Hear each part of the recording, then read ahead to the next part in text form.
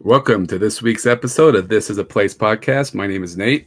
My name is Brandon. We should address at the beginning.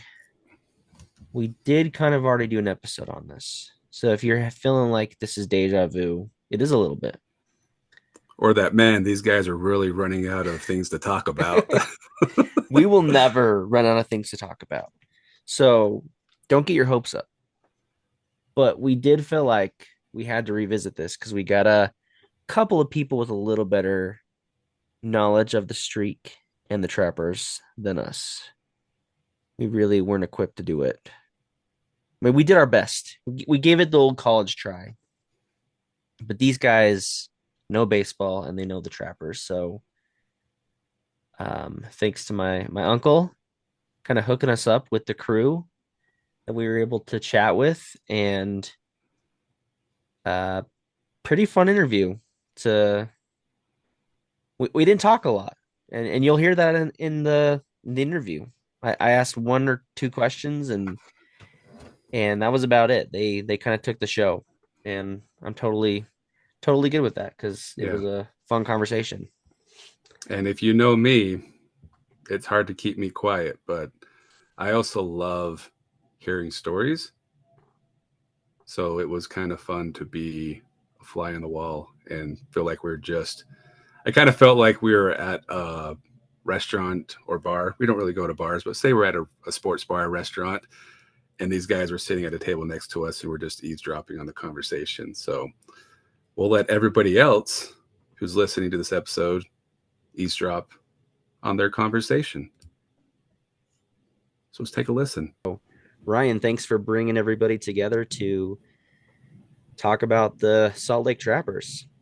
You want to introduce everyone? Problem.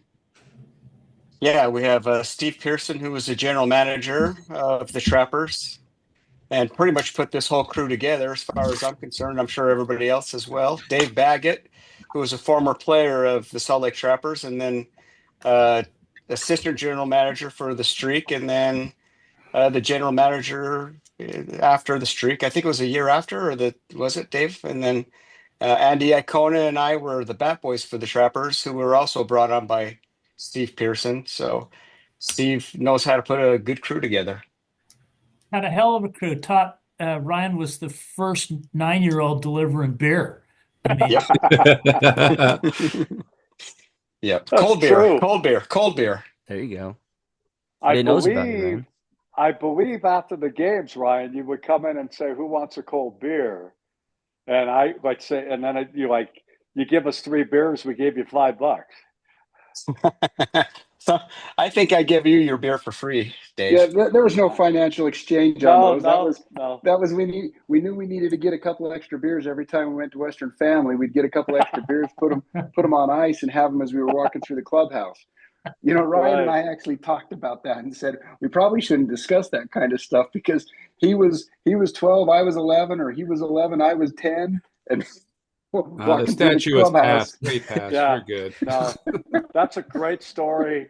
One that can't be repeated in person, but it's still a great story. But I want to go on the record. We never violated any child labor laws ever. Never. Just say it.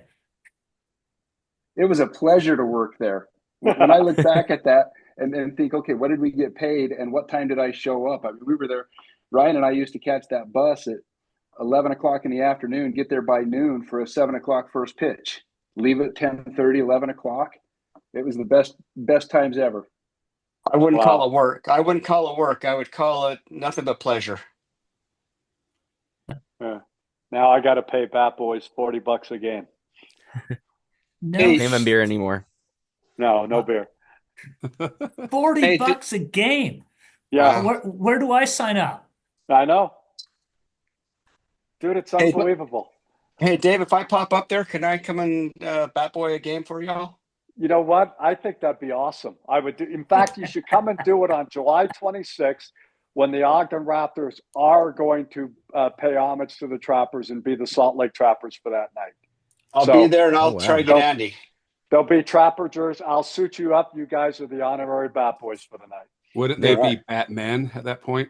Well, that's yet to be determined. Batman and Robin. There you that go. person's. I like that. And wear the costumes as well. I need to stick that one on my calendar, Bags. That's the 26th. Yeah. July 26th. Yeah. I've Thinking got the about put that on jerseys our being calendar made. too. I'll have hats made and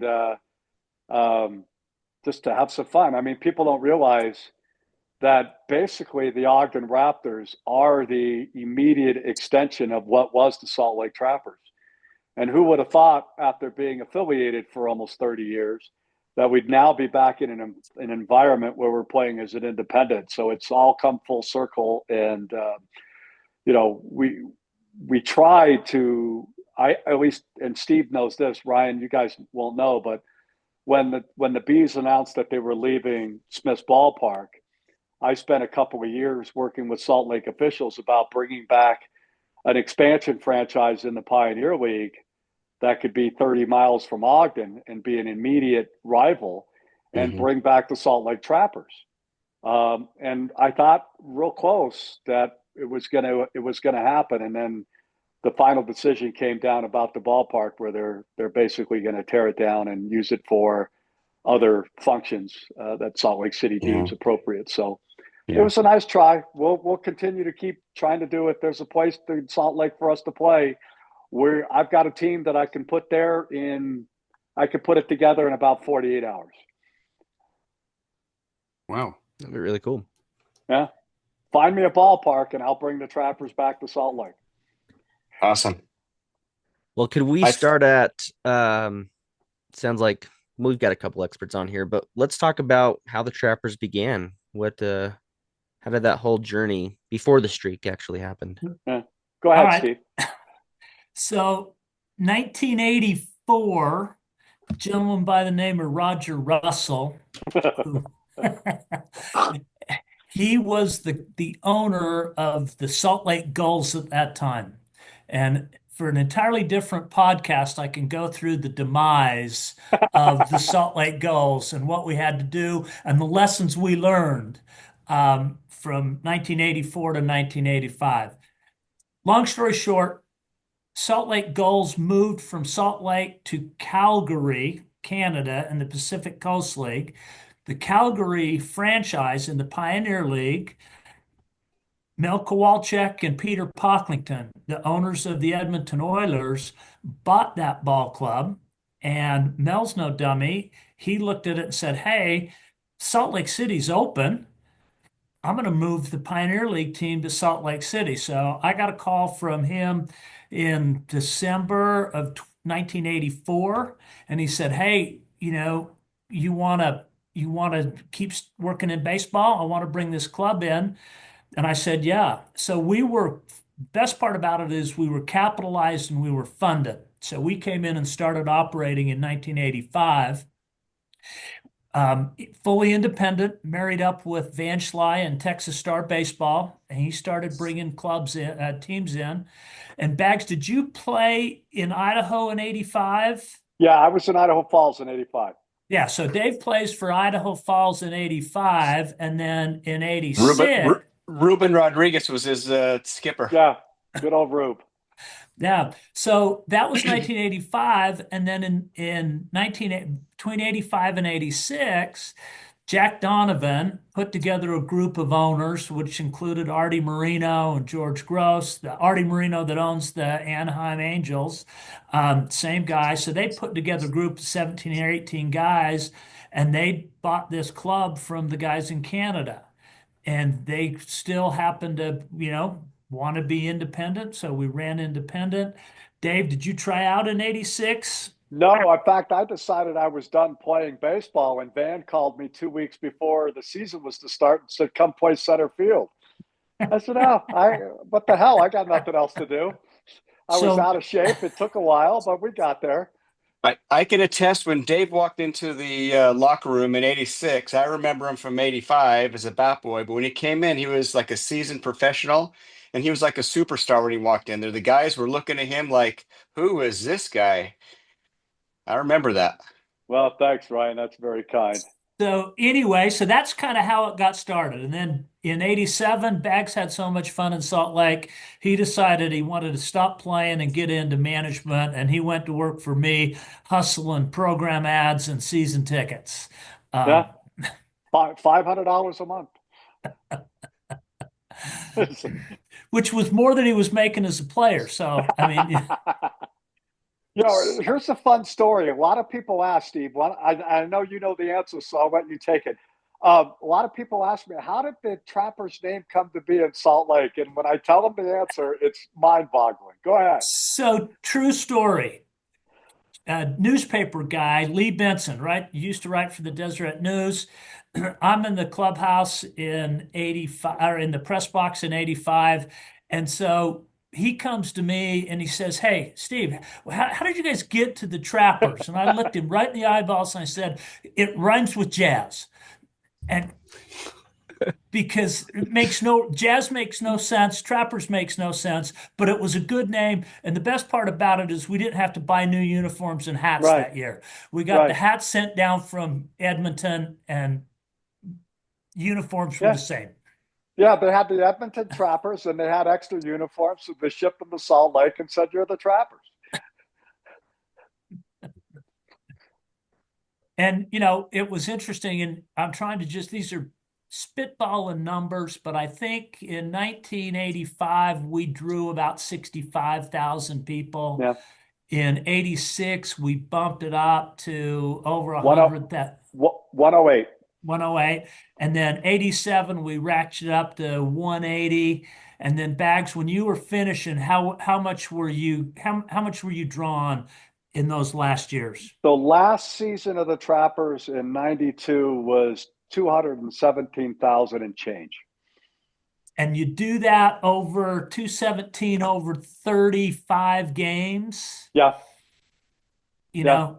And I can, and the one thing I can tell you about Steve and Dave, they know how to make it family friendly. They know how to make it fun for everybody that's there, and they make it the team and what they produce is actually, you go to the game thinking your team's going to win the game. And when Andy and I were on the field every single game, there wasn't a game that we stepped on that field that we didn't think we were going to win that game. Absolutely. And it wasn't just because we were overconfident. We weren't overconfident in any reason. The team, it's just that you knew what was going on behind the scenes. You're knowing what's going on at BP. You know what was happening at practice. You knew what was happening, and these guys were serious about playing ball. Yeah, I think one of the cool things that when you talk about the attendance, I was looking at your website today, Steve, and seeing the attendance, and I'm thinking that can't be right, because as a kid, that ballpark to me was packed. Yep. There wasn't an empty seat. It seemed to me like that place was always packed, and to think that there was only 200,000 people that came all season, that to me, I have a hard time registering that, because to me, as an 11-year-old kid on that field, that place was packed every night, especially that streak year. It was packed, and. Yeah, but for minor league baseball at that time in the 80s, to average almost 6,000 people a game, it's huge, absolutely huge. Well, I mean, even in comparison, in Ogden, since we moved into Lindquist Field in 1997, we've led the league in attendance every year, and it's always around. I could throw a dart at and tell you what the attendance is going to be. But it's right around 3,700 a game. So to think about 30-something years ago, averaging 6,000 a game, that's remarkable. You don't even have most AAA clubs in today's game don't average 6,000 a game. They'll report it, but every time you watch a video, there's nobody in the stands. Yeah. You know what's fun is, while Tommy was out there getting the field ready, the team was out there swinging and goofing around, throwing balls around, and getting kind of warmed up and just kind of getting loose for the game. And the whole team would stand out there for the Star Spangled Banner. And after every victory, we got to hear the Isley brothers shout, which I don't know who came up with that, but whoever came up with that was something that would draw the crowd for the next night. Dave, I think it was I think what is that? In fact, I gotta bring Shout back. I forgot all about that. Right? I love that so much. I would go out there and I would fall asleep listening to that song. That was Jack Donovan. Jack Donovan was the one that kind of gave us the the deal. And what's interesting is, during the goals and up until then, every minor league ball, we had an organist. Everybody was playing an organist. No one was playing canned music. Well, one of the first, well, not one of the first things, but I got an old radio cart player. You guys might not remember this. I remember it. But I it's remember like sticking them in. Eight track player that we put all the music pre-recorded on it, and it was just queued up, and Mike Runge had 3 ready to go at any time. Just push it in, hit the play button, and we had music going. So how about yell, whistle, bark? Yell, whistle, bark. Dave Baggett had the whole stadium. He had 12,000 people barking. I'm going to bring that back too. Well, the best part about that Isley's brothers is as soon as that last pitch, I mean, the pitch hadn't even hit the catcher's glove sometimes, and it was queued up and it was playing, and it was about as loud as you could play it at that stadium without blowing your ears out. And it got everybody excited. It was like one last little thing to get everybody up, and they're dancing and they're walking out of there, dancing with each other. I mean, I don't know how many times I'd look up at the stands and there'd be people just dancing. Yeah, Brandon, one thing to add in regards to attendance and all that is people have to remember the Salt Lake Gulls left for a reason. And when the PCL let them leave, and the PCL actually said that Salt Lake is not a baseball market, never will be. So then these independent guys come in, set the world on storm, and all of a sudden it's a baseball market again. So Steve and I both will never take credit for the success that baseball's had in Salt Lake. But if it wasn't for the success of the Salt Lake Trappers, the Bees would have never came to town. Yeah, they wouldn't have come back at all. No way. Yeah. The Bees and whatever the future holds pretty soon, right? Right. The Trappers set the table. I don't care what anybody else says. Those who know. I think that there's another point to that, though, not only because of the performance on the field, but because of the entertainment that was provided in between innings, during pitching changes. Just like Ryan's talking about, the entertainment value or the things that went on at that ballpark and the promotions that were ran were top level, and to be in Pioneer League baseball and the things that were done, the way that you guys architect that, it was incredible. It drove me nuts with Donovan a lot because we never charged more than $5 for a ticket, and that drove me crazy all the time because we're trying to make a living too. But we would, and would have big promotional nights, go to Albertsons or Smith's and get a free ticket and give it away. And I always felt like if I filled the stadium with people free ticket, they were going to spend $10 on a hot dog, food. They were going to do something, and I would much rather have 10,000 people in the ballpark who all paid $1 versus one person in the ballpark who paid $10,000. Right. The gate's the same, but everything that goes around it. And we were, way back in the day, there was a guy by the name of Jimmy Paul, owned the El Paso baseball team. And in September, after the minor league baseball season ended, he had the El Paso baseball seminar, and all the minor leaguers would go down and just come up with crazy ass ideas for promotions. Yeah. And we were able to bring some back and got some of them to stick.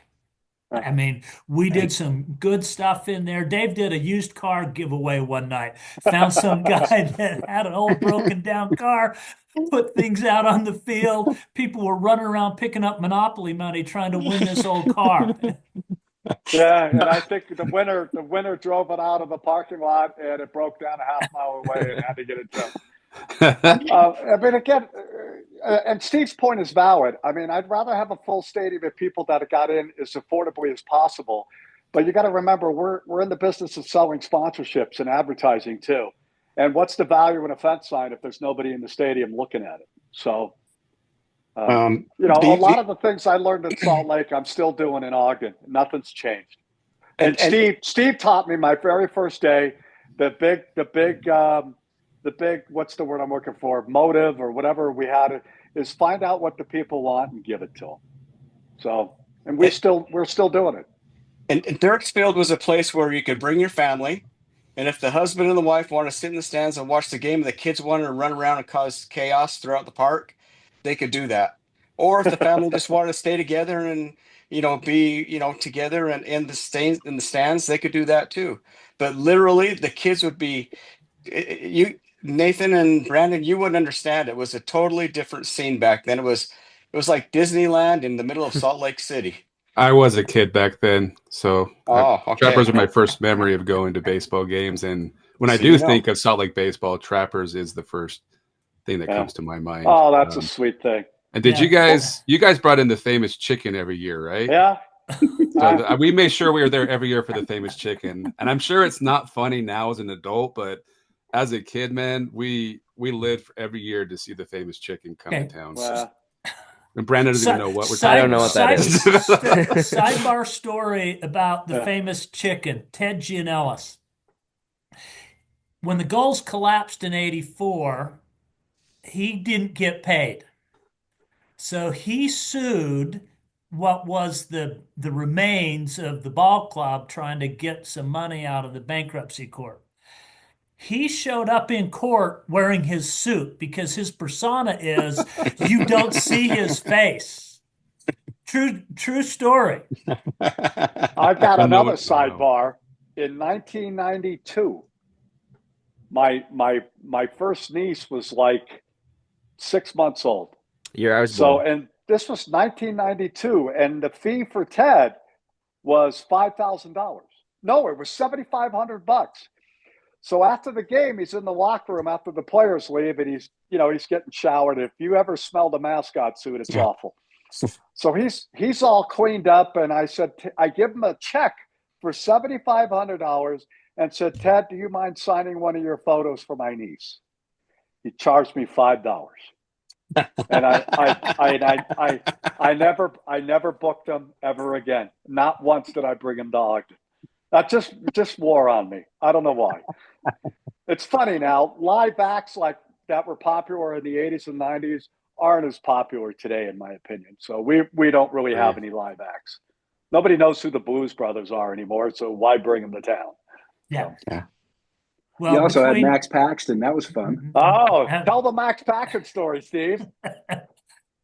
1987, right in the middle of the streak. Now, going into it is the game. It's the game. I know. I know, but to tee it up, we go into a season, and you got the 24th of July is a Thursday, fireworks, and we live off of promotions. So we had the schedule all set up for, hey, you got a fireworks show on the 24th, and then you're going to do another fireworks show on the 25th, and then you're going to do Max Patkin on the 26th to try to, it was Max on the Friday and then the fireworks on the Saturday. Well, all of a sudden we get in there, and this is the Friday morning, the night that we're going to tie the record, and we're panicked as hell because Max is part of the game. He's coaching first base. He's out on the field. His shtick is where he's part of the game.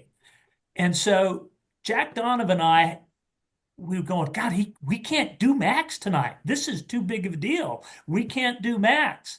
So we ended up going over to his hotel, and Jack is just going, hey, Max, sorry, but, we can't have you out there tonight. We just can't do this. And Max broke down and started crying. And basically, he'd been doing this thing since the 1940s all over the country. And he's just going, I've got to do this. This is everything for me. I have to do this. And so Jack went, okay. And so right there, we're going to go to try to tie the record, and go Google Max Patkin and watch what he does during his shtick. And it's amazing. It's absolutely amazing. He was well behaved as far as not impacting the game itself, but he was out there just doing his regular thing. It was unfreaking believable. Yeah. The other thing that you didn't bring up, Steve, is before the game, he came into the clubhouse and he gave the guys a pep talk. He gave the guys a pep talk, and he talked about the old days and how special this team was, even though he didn't really know the team very well, but he was honed in on what was actually going on. Yeah. Andy, you remember that pep talk he gave? I don't remember the pep talk. He came in and stood in the middle and gave these guys a pep talk. He said he's going to be out there in the middle of the field and doing his thing, but he said he knows that they're going to win the game, and he basically it was an awesome pep talk. Yeah. Brandon, did you find Max? I did. Yeah. I didn't know the name, but as soon as I Googled him, I'm like, I know that face. Brandon, one of the fun things, and again, you've asked one question in this 20-minute period, and we This is great. No, this is great. Yeah. we could just talk about everything. But one of the things during the movie The Streak, that the documentary that's currently out now, which, by the way, we're going to do a special viewing at the Newgate Mall next Monday night at 7 p.m. Oh, cool. Monday, okay. Anyway, Wesley Ruff makes mention in the documentary that every night, at least him and the media, they always wanted to be at the ballpark because you never knew if something special was going to happen. And now that you look back and you think about it, not only was the Streak special, but one night there's Geddy Lee from Rush sitting behind home plate. Bill Murray shows up. Next thing you know is Huey Lewis and the News are in the ballpark. Wow. It's just stuff. It was just a magical time that I miss it, Steve. I meant, we're still doing the same shtick here in Ogden, but I have to be more cognizant of the business side of it than I do the fun side of it. Yeah. Now, we're trying to bring back the fun this year, but the fact of the matter is, I asked you a couple months ago, what did you pay in workers' comp for the players? And you said, who the hell had workers' comp for the players? I'm paying $133,000 in workers' comp insurance to insure the players this year. Wow. So, it takes a little bit of the fun out knowing that you've got that kind of bill. But once the gates open and the game starts, then all the business goes out the window, and it's just about having fun and forget about your troubles for a couple hours. This year's theme is take a 3-hour vacation with the Ogden Raptors. There you go. Are you still up in the press box doing the PA? I am, but I'm taking 2 nights a week off this year during homestands. I've done enough friggin' baseball games. I can't. Nobody wants to hear me anymore anyway. So, hey, Dave, you talk about Bill Murray, you talk about Huey Lewis coming. One of the stories that Ryan and I had, and you guys might not know this, but Bill Murray took Ryan and I to the Huey Lewis concert. Oh, yeah. Everybody went. Yeah, but we drove over with Bill, and then Bill got us up on the stage to do Hip to Be Square, and then that same homestand, that same time frame, Ryan and I were at Duffy's Tavern. Obviously, we shouldn't have been there, but we're at Duffy's Tavern as Bill's behind the bartending bar. So he's handing bar, and he keeps handing Ryan and I Cokes, and we would take our Coke, and everyone else is kind of pushing us. You guys got to go back out on the patio and drink your Coke. You can't be in here. I'm 11 years old. Well, if you're with Bill freaking Murray, yeah. Well, what an awesome dude. Not only was Huey Lewis there, but he suited up and coached first base while Bill coached third. And Huey's wearing cowboy boots with a baseball uniform. And Steve, you'll agree with me, still to this day, Huey Lewis and the News did the greatest rendition of the Star Spangled Banner than anybody who's ever done it. Right. I know Whitney Houston goes down, but that was pre-recorded and all that. That was the most amazing rendition we've ever heard. And so it was a cappella. The backstory was I had a young intern working for me, Kathy Condas. Pictures, right? Right. And Bill Murray needed a ride from the airport. And Kathy had this small little Toyota Celica.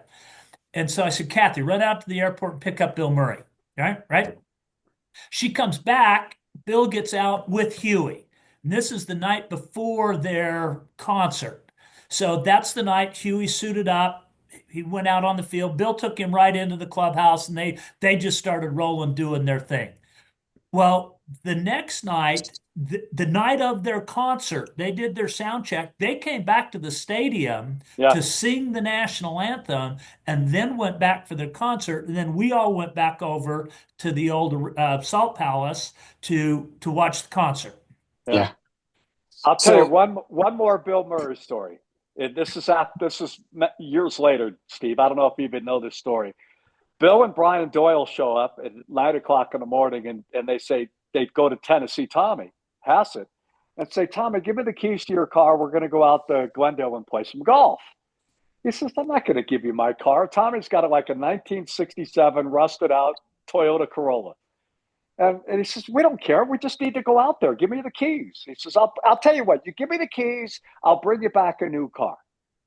So he comes back, he goes out, Tommy gives him the keys immediately, he goes out there, and Bill doesn't show back up till halfway through the game.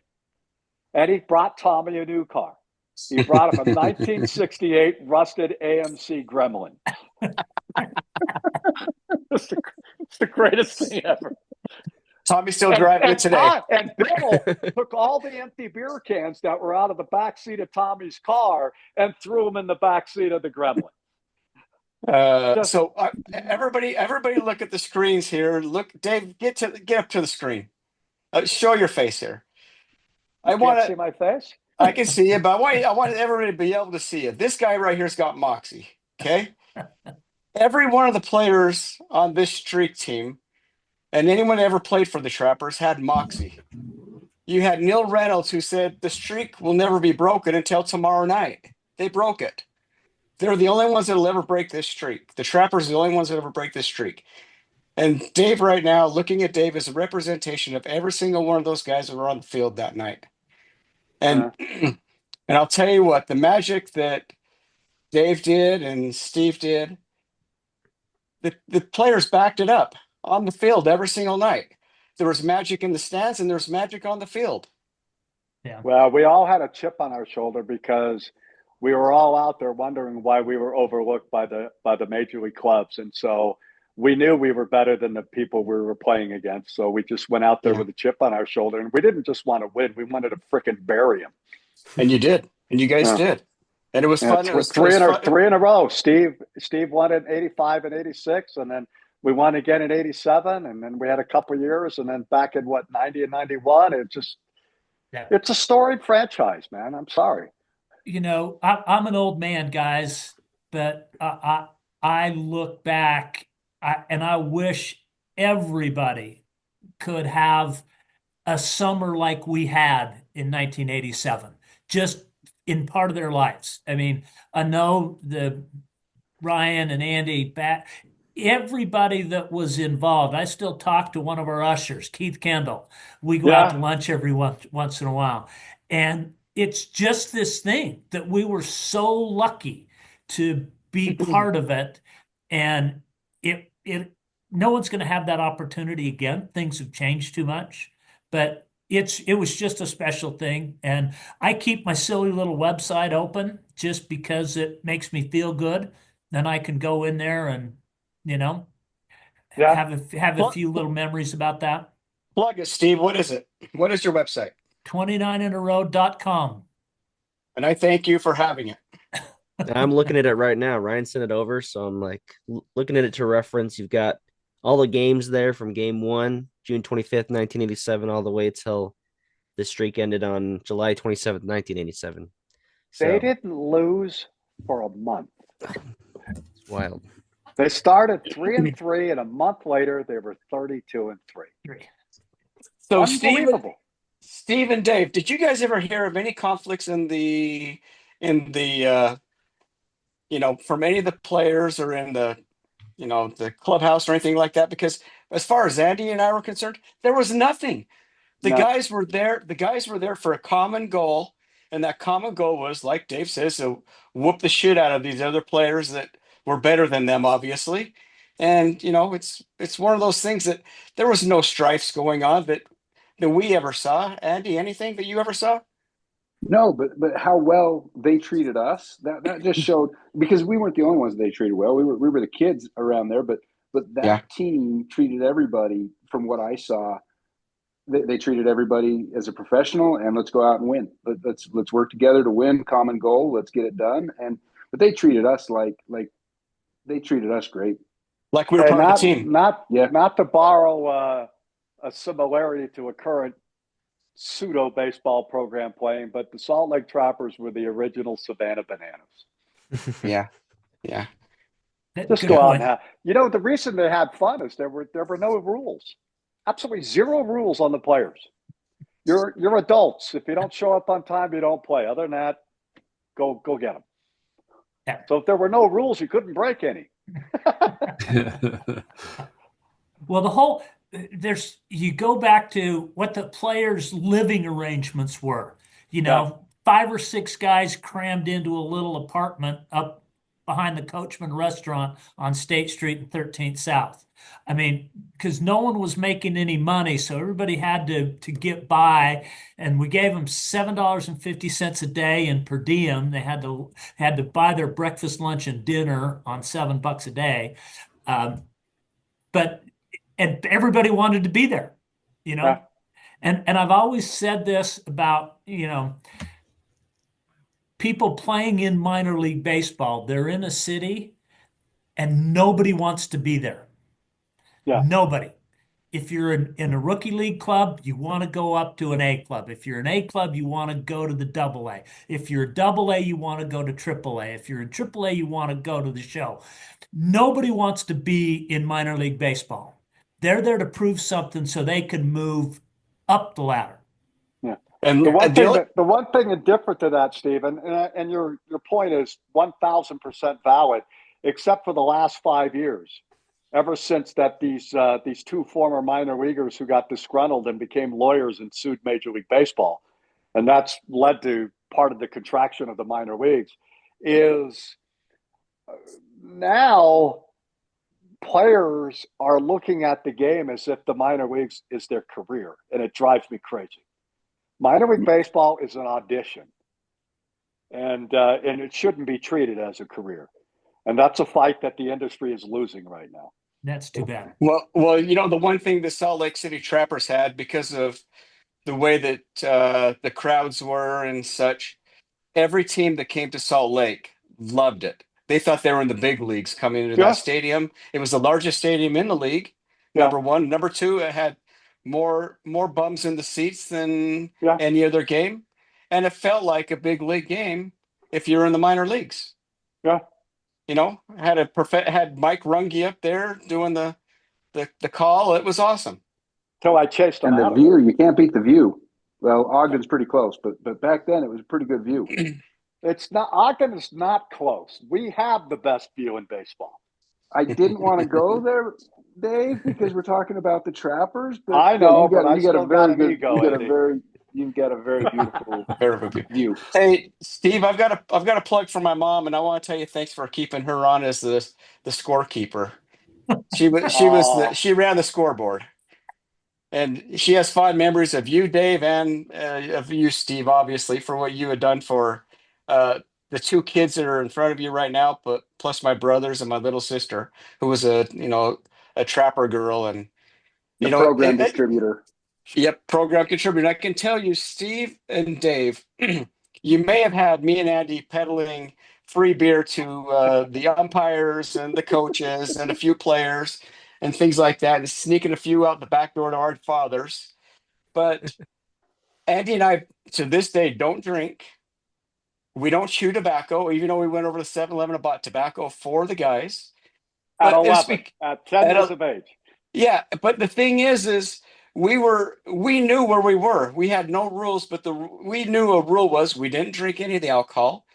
There was a rule that we weren't dipping any of the tobacco. And you guys looked out for us, the players, the staff. Yeah. It didn't matter who it was. Everybody looked out for us. We didn't get into any trouble doing anything, but we got away with murder. Yeah. Let's just put it that way. Even though we didn't drink anything or chew anything.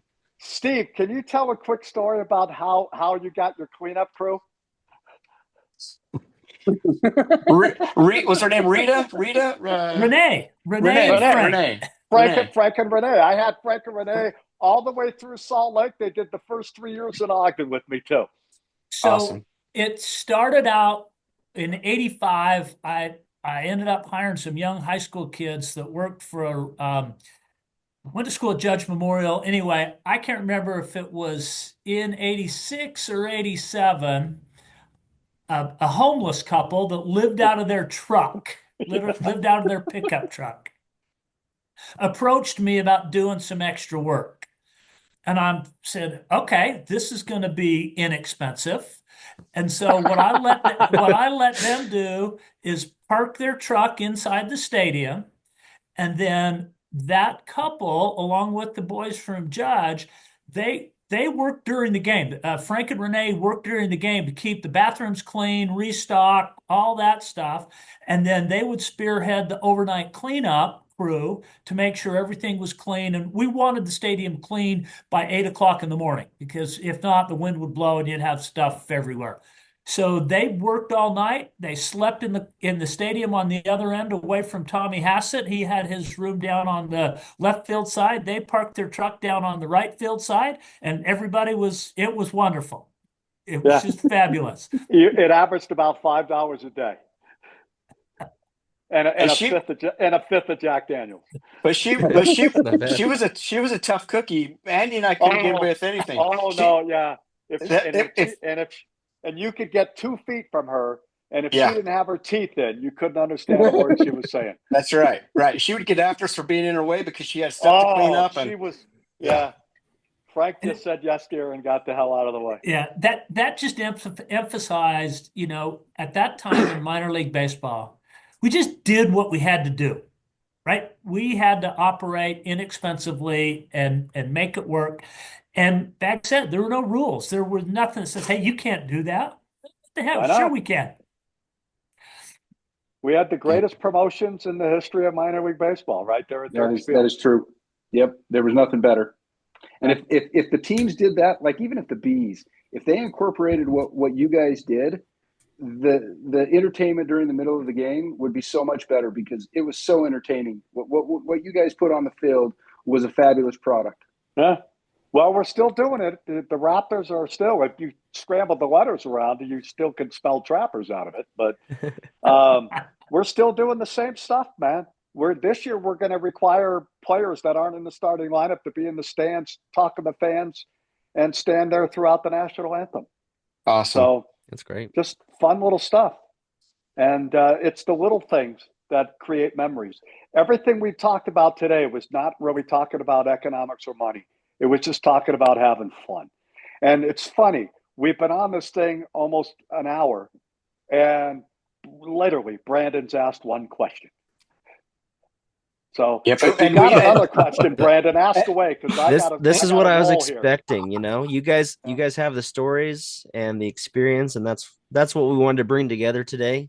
I know you're still running a club. You got a team to attend to, Dave. That's okay. I wanted to mention real quick, I still think there's an opportunity to bring the Trappers back in Salt Lake. So if you could let your viewers of your podcast know if they have any ideas of a ballpark where the Trappers can play that could accommodate, say, up to 4,000 people, tell them to reach out to me, because we can do it in a heartbeat. Who knows? Maybe something will happen where they don't dismantle Smith's Ballpark to the degree that it's planned to. And who knows, maybe there is the opportunity to go back there for 2026. Occupy Smith's Ballpark. They can't tear it down if we're there. What about up at the U? Is the U not an option, their new stadium? Well, they've got their new stadium, and they don't have enough seats that are being built to make a business model out of it. It's being built for college athletics, which is all about wellness rooms and weight rooms and locker rooms and batting cages and all. I think they're only building like 1,200 seats there for a $44 million ballpark. And the infrastructure for food and beverage is not what you need. I mean, you've got to be able to. I mean, and that's the reality of it is you're a hospitality venue that plays a baseball game for entertainment is the way you have to look at it. Here's a throwback for you guys. This year with the Raptors, and I hate doing shameless plugs, But every night something's going on. But I'm doing something new this year for Sunday games, which start at 1:00. Last year we averaged about 2,000 a game on Sunday, which I'll take any day of the week. Sundays in Utah. But I'm saying, how do I increase that? Can we get the 3? Well, there's no free tickets for Sunday. It's $17 to get in, but the food is free. So if you want to come up and eat to your heart, there's no coupons, no hook. Just get in line and get your free foods. So come on up to Ogden. We'll treat you right. It's the Trappers 2.0, and it'll always be that way. It's a great way for people to break their fast, if they're having trouble getting to that. Yes. Can I have a handful of nitrates, please? It's free. It's free. It's like Chuckarama or Raptors game. Right. That's the premise, man. I'm hoping you can't eat more than $17 worth of food. Don't challenge him. I think that's a challenge. Some people will triple that. But for the most people, I think people are kind-hearted. They'll have some. And we have a full-service bar on the first baseline too. So anyway, I think a lot of these games were won for the streak on superstition. I mean, there's a lot of the players had their own superstition. I don't remember all of them, but I know that Citronelli wrapped his bat with a towel, and there was a few things like that. Tim Peters, you didn't even come close to Tim Peters before any game at all. I mean, if you're even getting close to him, you just better walk by. Just keep on walking. Don't look at him. Don't stop to even talk with him or anything like that. And did you have anything that you had for any of the player superstitions you can remember? No, I just know that we had our own, and some of them we got from Baggett. What? Our own. That you do your socks this way. You don't change the way you do your socks. You do your rally caps. Everything you did everything the same. Right leg goes in first in your pants. Then the left leg, and I could not. Every time I got in the on deck circle, I had to retie my shoes, and never step on the baseline. Never. We never did that. So during the whole game, Ryan and I would never. You never stepped on the baseline. You always jumped it. All right. I know Andy and Ryan are going to know this. Brandon, Nathan, you guys know what a sanitary sock is? Yeah. I do not. I hope you'll enlighten us. So back in the day, there were two socks. A sanitary, which was like a tube sock, real thin, that you put on first, and then you put on your stirrup over that. And then you put your pants in, and then you would fold that down over your pants. Oh, yeah. So you pull it up nice and tight. Yeah. I had those in Little League, right? Do you know who was the first Major League player to wear a soccer-style sock in baseball, which is still going on today? No clue. Scott Erickson, when he was pitching for the Minnesota Twins. Wow. Again, another useless fact that I'm brilliant with. You know, there's one thing, Steve and Dave, I don't know if one thing I never got done for y'all when I was a bat boy, and I'm sorry, and if I do come across it, I'll give it to you, but I never found the key to the batter's box. we still do that. And last year we had a bat boy come up to the press box and want to know where we put the bag of curveballs. I remember that one too. And you paid that guy $40 a day? Yeah. Hey, listen, guys, I have to run. I got a team meeting that starts in 5 minutes. I would love to do this again. Even if there's a way to do it live or maybe some people can call in with questions, that'd be awesome. Because you could talk to Artie Moreno in Anaheim right now and get him on the call, and he would share the same stories about the Trappers, more so with a smile on his face than he probably does with the Angels today. You can't talk about the Trappers without a smile. Maybe we can get a few players. Steve and Dave, do you think we have any contacts that maybe we can get Colston or anyone? Absolutely. We all do. I mean, the documentary, Dave's coming out next week. They're going to, If you guys want to come up to the Newgate Mall next Monday night at 7 p.m. To the Cinemark Theaters, it's going to air there. The soft drinks and popcorn's on me. It's only a 75-seat theater, so we want to do this one, and then maybe we can get the 400-seat for later on in the summer. And I'm doing this for Kawane Kagame, who's the producer of the film. And it's also, I want our players to see it too, because they're in the same boat now, and I want them to see what it took and what they can achieve if they do the right things. And it's a remarkable thing. And again, I'll be 64, 65 next month. Steve's 67, whatever it is. Yeah. You guys are damn near 50. I don't know how old you are. 52 in a couple of days. And we talk about these stories like it was yesterday. Yep. So anyway, I got to run, guys. Feel free to reach out to me anytime. Hey, guys, this was fun. Thanks, Dave. Ryan, thanks for putting together. Brandon, Nathan, talk a little bit more next time. And I think we ruin it if we talk. That's the problem. We'll have to get you on for a goals episode, Steve. Okay. All right, let's do it. Well, they kind of left the door open that we could do another episode. Maybe not within this same year. Maybe not in 2025, but maybe someday we'll do another follow-up and ask some of the questions. I know there were a couple questions we had that we weren't able to get answers to, but that's okay. I got it. Let's start a new streak. Let's start a new streak. Every year we talk about the streak. Oh, so we're going to go, how many games was it? 28? 29. 29 games, 29 episodes, 29 years straight of us talking about the streak. Yeah, I think we can do that. Yep.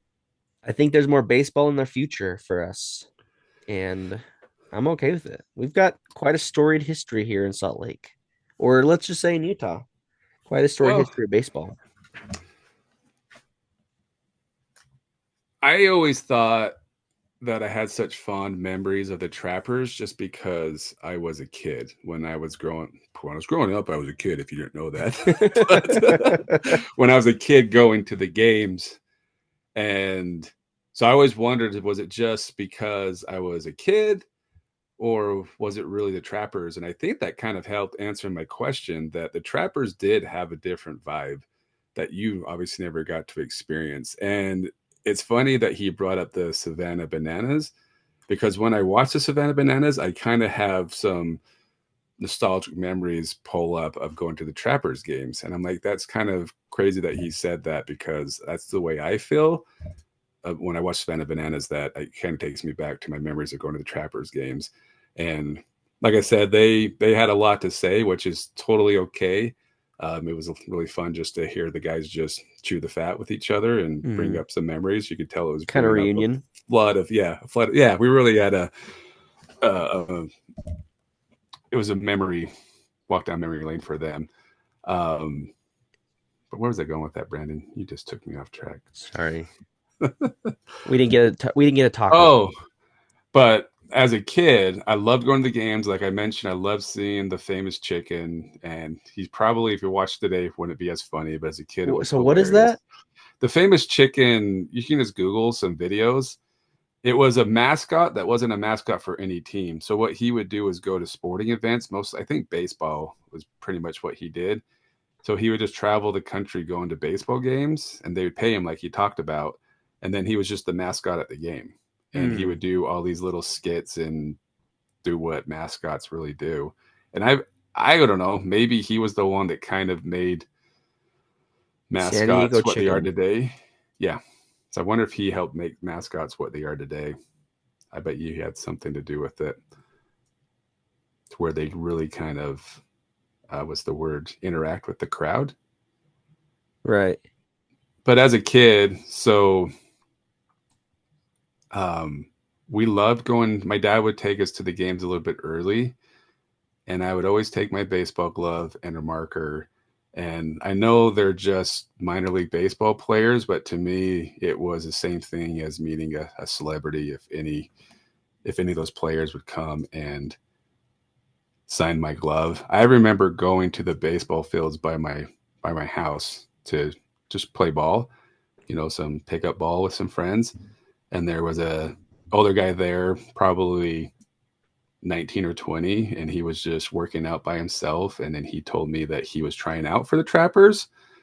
And I'm like, I ran and grabbed my mitt and my pen and like, will you sign it? Like, that's just how, like, they were just, they were celebrities to me. I mean, they're professional athletes, but it was just fun going to the games. And they did And I don't know. I don't go to many Bees games anymore, and I don't know if the players are out there interacting and signing autographs and stuff like they did, but they were very interactive and very good at fan engagement. Fan engagement, make sure the fans had a good time. And they were. Every game was a blast. And now when I go to Bees games, I'm watching baseball. You know what I mean? And yeah. I like to sit back and just watch the game, and I don't really take in the environment. They have that much entertainment, but my personality, if they did want to do some fan engagement and have some fun with it, I would totally be on board with that. So now I'm really wanting to go check out a Raptors game. Yeah. I just never made it up that way. We have reason to. Nate. We've tried a few times. Free food on Sundays? Well, is it free? It's $18. All you can eat food for $18. Right. It's like what Coastal Carolina, right? They're offering free concessions to everybody at every football game. Really? And I'm not. Yeah. I didn't know that.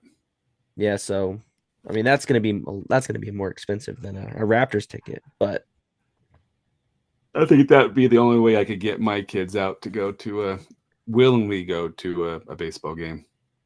So I don't know. I'll go with you, Nate. I think we've got a reason to make it up to the field, up to Ogden. So I'll go with you. I know. I'm like pretty excited to go check it out now. So I am too. I can't believe it's been on the list, but we've never done it. Right. And I finally drove by the new B Stadium about a week ago. I'm like, oh, okay. I mean, I drove by it before when they were building it, but I hadn't seen it like completed. So I don't go out that way very often. But yeah. But I did see like a clip from their game the other day. And there wasn't very many people in the stands. Really? So I was kind of shocked. I thought maybe that everyone's there probably for the first week or so, and now that's kind of died off. And now it's probably just back to business as usual. But it might have been an afternoon game as well. I'm not sure. It just didn't feel like there's a lot of people in the crowd. Yeah, when I've gone to games, it's never sold out. I mean, it's never very packed. And I mean, how many people does the stadium seat? Like just hearing about the Trappers, it sounds like they could bring in a much bigger crowd than even the Bees can today. There's no way there's 6,000 people at a Bees game, is there? I don't know. Maybe some games. Well, it says they have the capacity to hold 8,000. Okay. At the new stadium. So that's half of that. It's still not 6,000 and what they're pulling in for the Trappers. But I'm not comparing them. I still like the Bees. Well, right. I mean, I'm wearing a Bees hat right now. Right. But I do remember that as a kid going to the Trappers games, they were pretty full. And the few Bees games I've gone to over the years since, I feel like you could buy a ticket in the nosebleed and just walk down and sit on the front row. Right. So it's kind of sad. The only time I feel like the Bees games really gets attendance is firework night. And or if you've got somebody coming down to rehab. Yeah. Well, I think again, a lot of baseball in our future, but we need to make it to, it's the first year. We got to go to a Bees game, right? It's our podcast responsibility. Got to find a way to get there. We got to go to a Raptors game. Lots of baseball. Lots of baseball in the future. We'll try and spread it out so it's not all at once. And I guess we probably should go pay our respects to the Smith Ballpark. Yeah, we haven't done an episode about that place yet. I feel like I drove by there today and they were doing something there. So they must still be doing some events, or maybe, I don't know. But that's going to be sad to drive by that area and it's not have it be there anymore. I mean, the track stop is called Ballpark. I know. What do they call it now? What is it now? Nightmare on 13th. Actually, okay, I'm all right with that change. This is the Nightmare stop. Nightmare on 13th stop. The Lucky 13 stop. Yeah, it's going to change that area a little bit, but either way, thanks again to everyone we had on. It was a little bit different than what we've been used to. Probably a record. Probably the most people we've had on the podcast at a time, unless you count. Yeah, no, it's probably still 6 of us in total. I think that's the most we've done. It's really cool to learn more about this because it's not something I knew about until you introduced it to me. And so I think it's good to get that knowledge out there. I mean, the sports world, trying to Google and find out the top streaks in sports history. It's really sad to not see this on the list because it is. There was one, and when he was even a smaller league baseball team, like in Minnesota, it said that they had the most consecutive wins at like 20. I'm like, what? Why is that on this list? And the Trappers are not. It definitely deserves a seat at the table for such a streak. And I mean, it's hard to have any streak in sports, but that many games in baseball, it's pretty remarkable. Magical, like they kept saying. So I agree. That's tough. Doesn't matter how good you are in any professional sport. You can have an off day. Just takes one bad night. They alluded to some events coming up. If we hear of anything, we can let people know about if they're interested in checking them out. But yeah, good times. Yeah, that was fun. Glad you had connections, Brandon. I do what I can. Glad somebody was paying attention to the podcast. Somebody was listening. You're going to go from not even really knowing who the Trappers were to being an expert. And you probably have more connections to the Trappers than most Utahns have now. I do. So just saying. Thanks to the podcast. The journeys we've gone on. It just keeps on giving and giving and give some more. We've got so much more in store for you guys. Thanks for listening to This Is a Place podcast. And this was a team we just talked about.